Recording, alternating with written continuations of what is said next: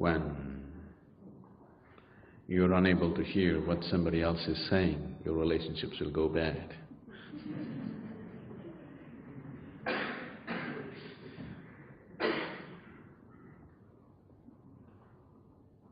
In many ways,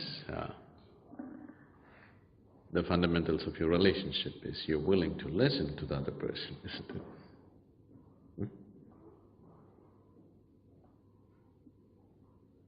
If you want to say everything, there'll be no relationship.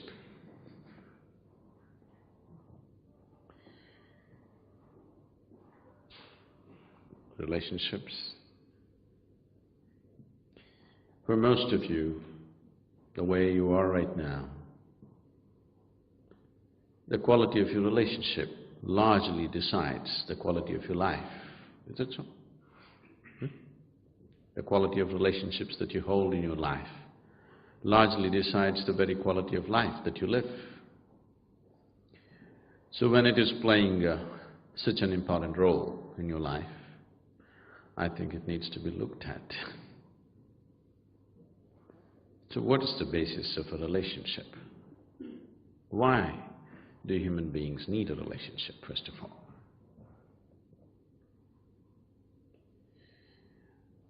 Relationships are formed on different levels, various types of relationships, to fulfill different types of needs. The needs may be physical, psychological, emotional, social, financial, political, it could be any kind. But to fulfill various needs within a human being, relationships are established on different levels.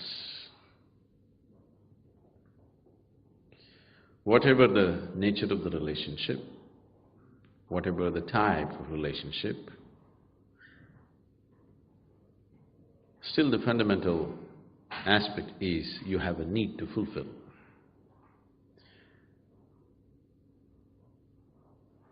No, I have nothing to get, I want to give. Giving is also as much a need as receiving, isn't it? Yes? I have to give something to somebody. This is also as much a need as I have to receive something. So there is a need, whatever kind of need. Needs may be diverse, accordingly relationships could be diverse.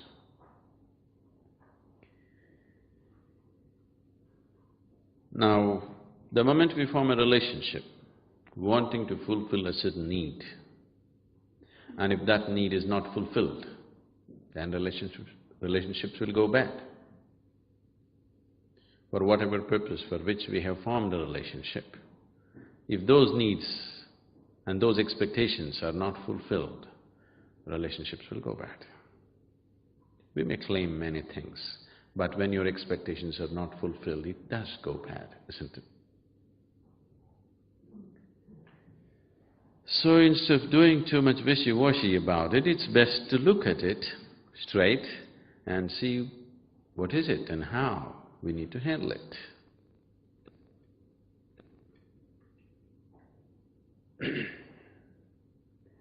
The needs within a human being have risen because of a certain sense of incompleteness. People are forming relationships to experience a certain sense of completeness within themselves. When you have a good relationship with someone dear to you, you feel complete. When you don't have that, you feel incomplete. Why is this so? Because this life, this piece of life, is a complete entity by itself. Why is it feeling incomplete? And why is it trying to fulfill itself by making a partnership with another piece of life? Fundamental reason is that we have not explored this life in its full depth and dimension.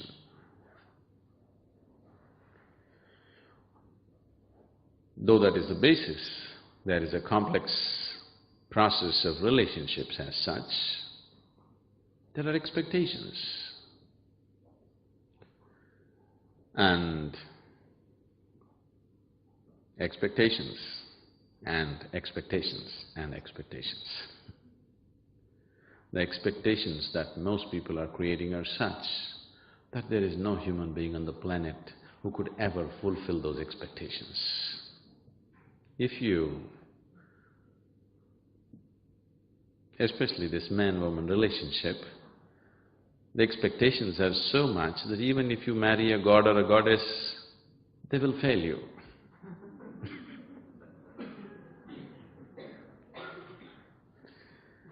Because the expectations are so unrealistic that nobody, no human being can ever fulfill that.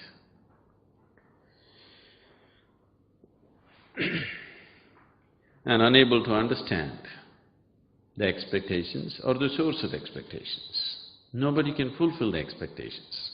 But if you understand what is the source of this expectation, you could form a very beautiful partnership. Are you okay? You're getting very serious with relationships. On a certain day, Jack and Jill, now let me use…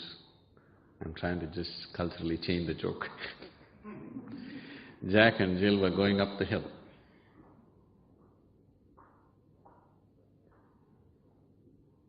And Jack had a bucket in his hand, a chicken under his arm, and a pitchfork and a rope, at the end of which there was a goat. And Jill said, "I'm feeling very nervous." Jack said, "Why?" "I'm afraid you may have your way with me. I'm alone with you." He said, "What do you mean? I didn't do anything and my hands are full." So she said, "You may put the pitchfork down, plant it in the earth, tie the goat to it, put the chicken down and put a bucket over it, couldn't you?"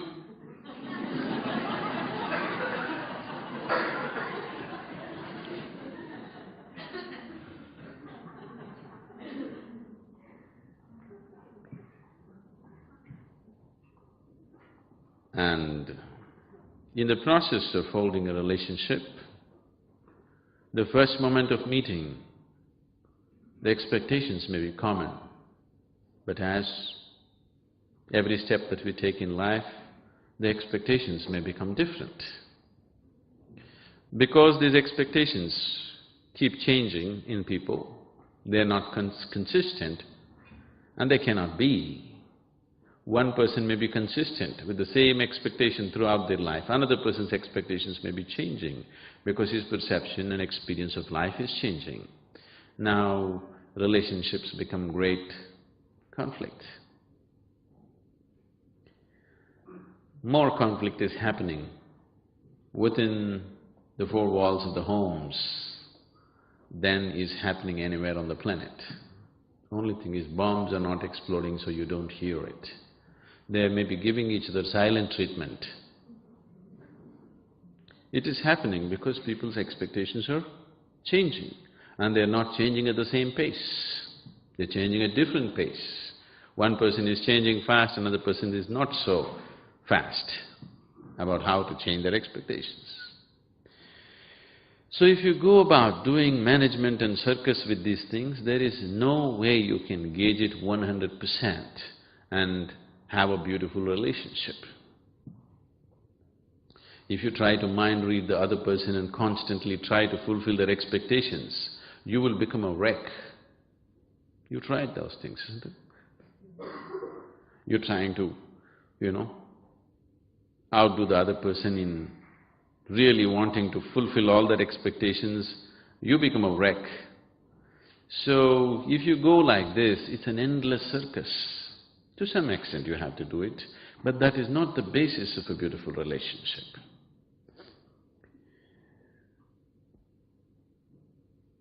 Fundamentally, why have we sought a relationship? Because your brilliant management, you will see, it'll just give you hell. The smartest people on the planet are those people who think they are really smart, tend to have the most horrible relationships. Not essentially, but generally. People, somebody who's just simple, they have wonderful relationships. Because it is not a question of management. Nobody likes to be managed by you. You need to understand that. Yes? Nobody likes to be managed by you. When they realize you're managing them, they'll give you hell. In so many ways, they'll make your life miserable. Please see, for most people on this planet, it is not their enemies who are taking their life, it is their loved ones. Isn't it so? Yes? If your enemy is taking your life, there is some sense to it. But people care for each other, but they are the people who are taking each other's life, isn't it? Isn't it so? This is happening constantly. Generation after generation, people are going through the same things because they believe the other person has to be managed. You don't try to manage the other person. You see how to include the other person. Then, even if you don't understand what the hell is happening with the other person, still it is okay. You don't have to understand every damn thing that the other person is. It is the inclusion that the other person is seeking, not really that you have to understand every maya, every thought and every emotion. In fact, they'll feel threatened if you understand everything. Isn't it? People will feel very threatened if you seem to understand just about everything. They'll get scary. People are not looking for understanding. Though they claim they're looking for understanding, what they're looking is for inclusion, isn't it? It is inclusiveness that you're seeking in a relationship. Understanding could be very threatening. So, managing relationships is not what needs to be done. You need to understand, first of all, why you need a relationship. Somewhere there is some sense of incompleteness. If you take away this, if you attain to that state within you, which has nothing to do with the other, then you will see every other wants to be with you. Everybody wants to be with you because your need is gone. This is the funny thing about life. When you have a need, nobody wants to be with you. When your need is gone, everybody wants to be with you.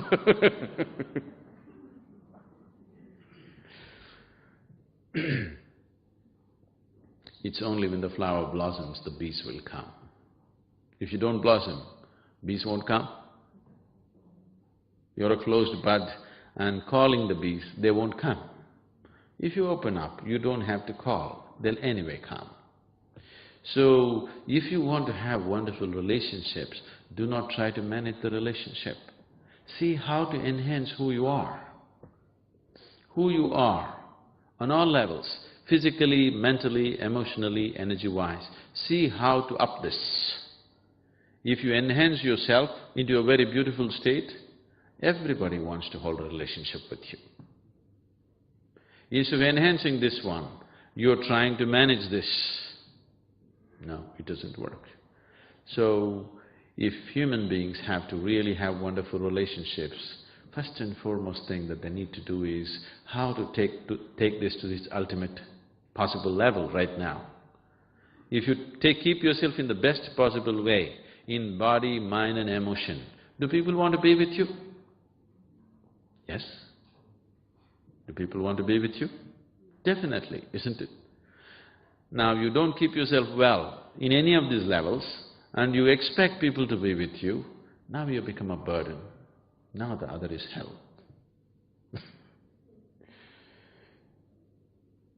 So, a human being should always and always and always focus on how to enhance his way of being.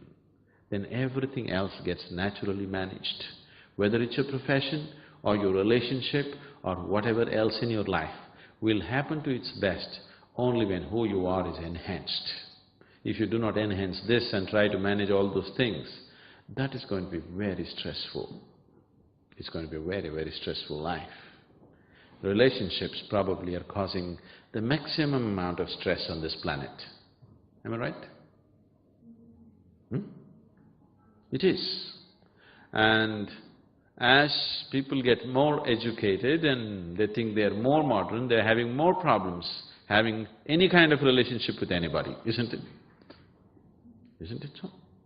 Education should have widened our horizons of life, but it looks like it has compressed everything in such a way that you can't get along with anybody.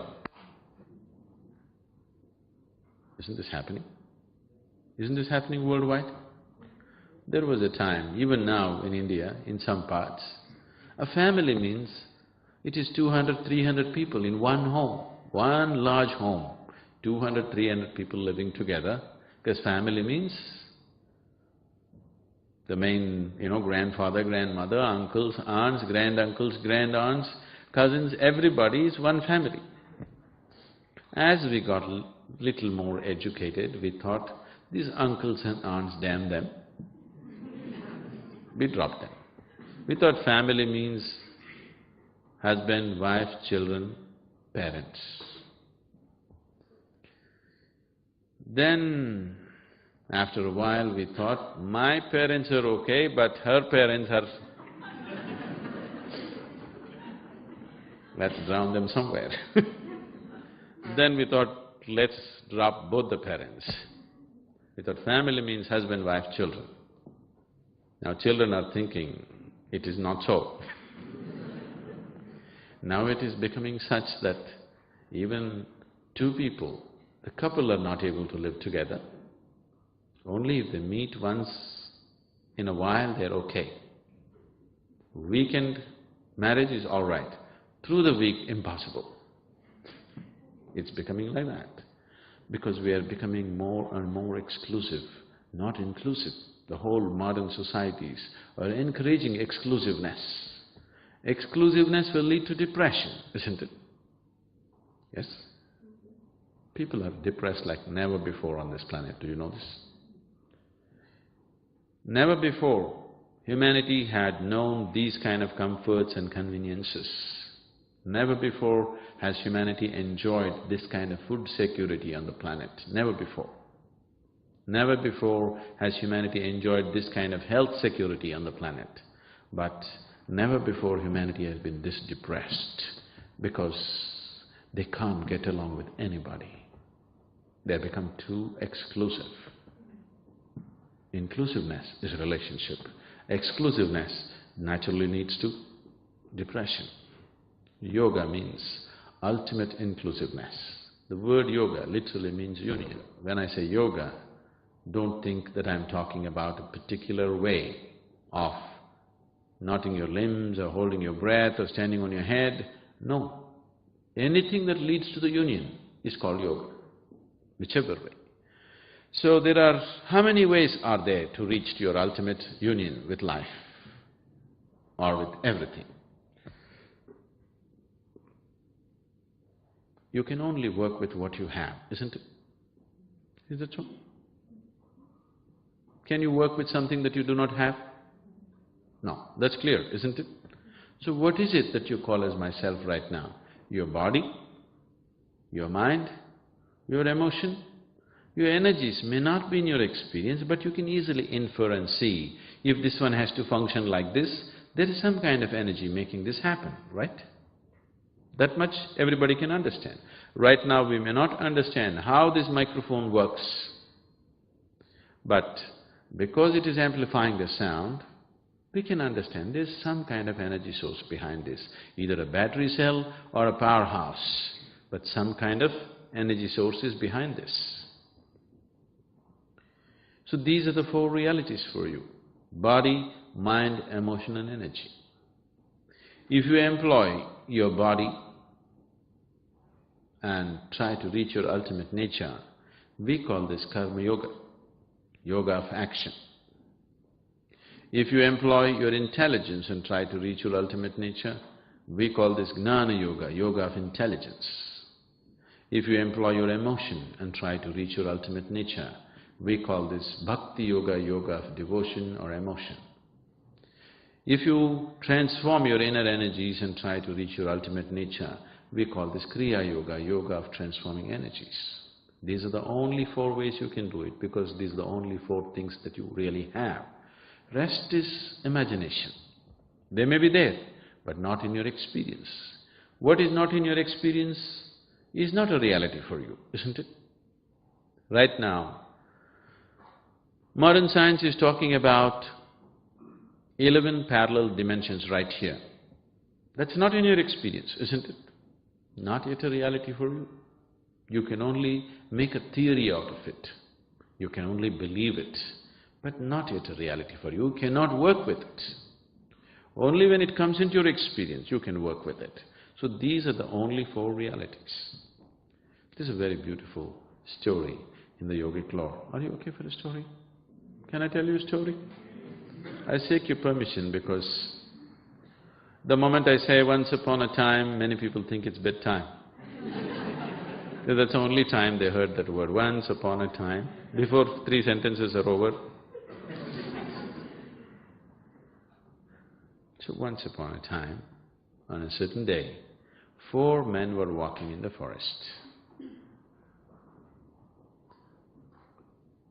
Among these 4 men, one is a bhakti yogi, another is a jnana yogi, karma yogi and kriya yogi.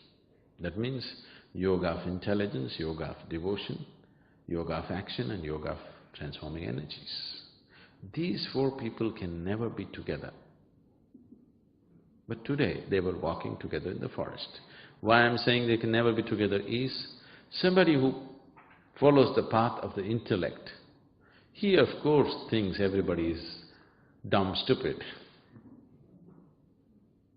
Especially the devotees who are doing Ram Ram or whatever else, they look utterly stupid for the man of intellect. Isn't it so? Yes? People are bowing down and praying and calling for God. These people look utterly stupid for a man of intellect. So he thinks they're just idiots. But somebody who is on the path of devotion has pity for everybody, because when God is here, instead of holding His hand and walking in absolute freedom, all this nonsense with your mind and your body and all the yoga and everything is just stupid. He has pity for everybody, because just instead of riding on the lap of God, why all this nonsense? Karma yogi, the man of action, he firmly believes all the others are just lazy people who are trying to find an explanation or an excuse for their laziness. Because if you want something to happen, you got to do it. Yes? Because you're lazy, you're unwilling to do, you're finding all kinds of philosophies. He has disdain. A kriya yogi has absolute disdain for everybody, because after all the whole existence is energy. If you do not transform your energy, what is going to happen? Nothing. Everything is just empty talk. So these 4 people cannot be together. But today they were walking together in the forest and a rainstorm broke loose. And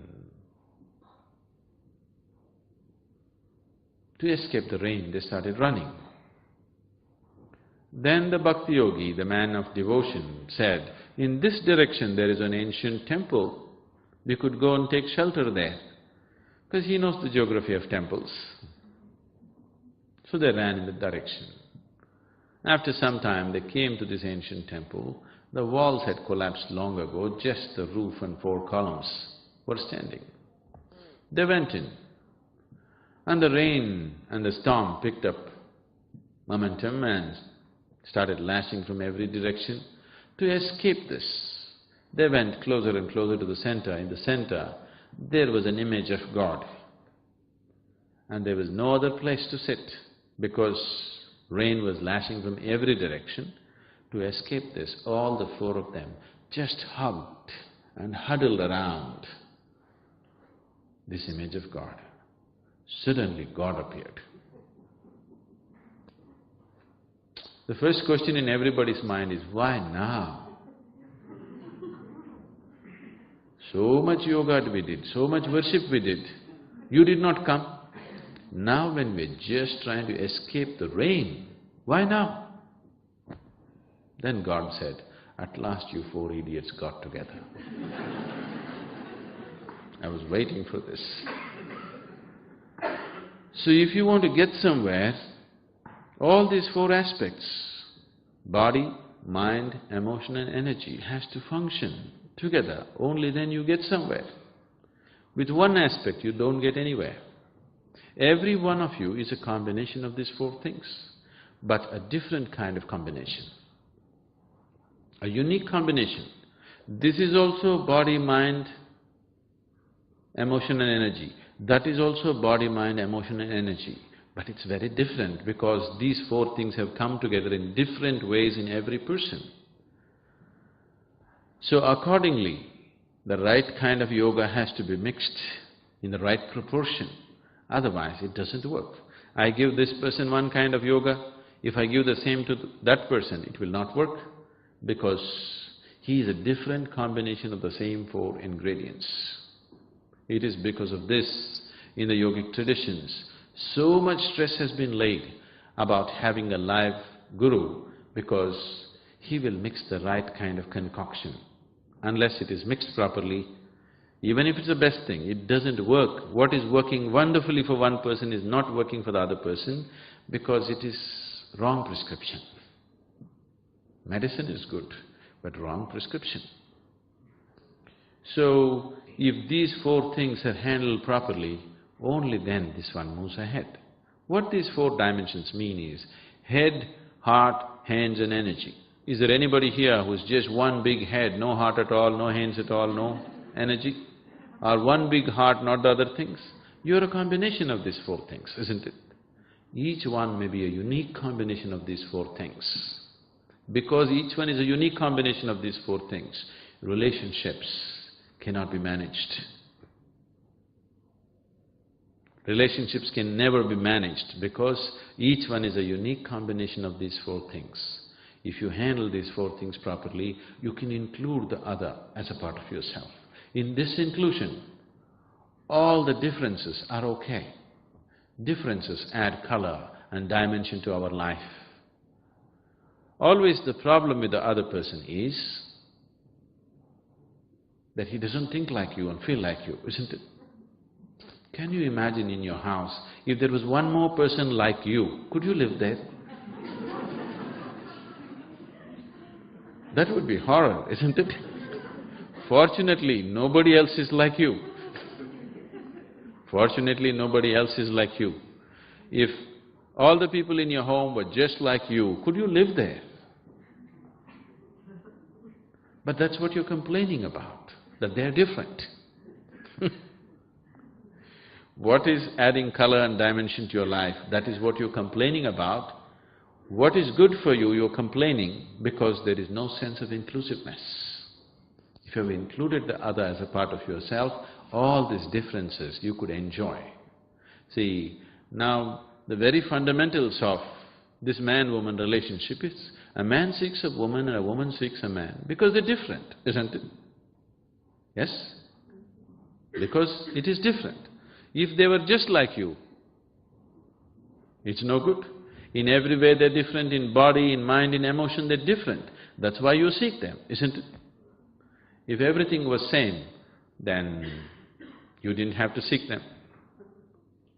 But after you get together, now you expect the other person just to be like you, to think like you, to feel like you, to act like you. This is a disaster if it ever gets fulfilled. Fortunately, nobody fulfills it for you, but if it ever so happens that your expectation is fulfilled, that's going to be the biggest disaster.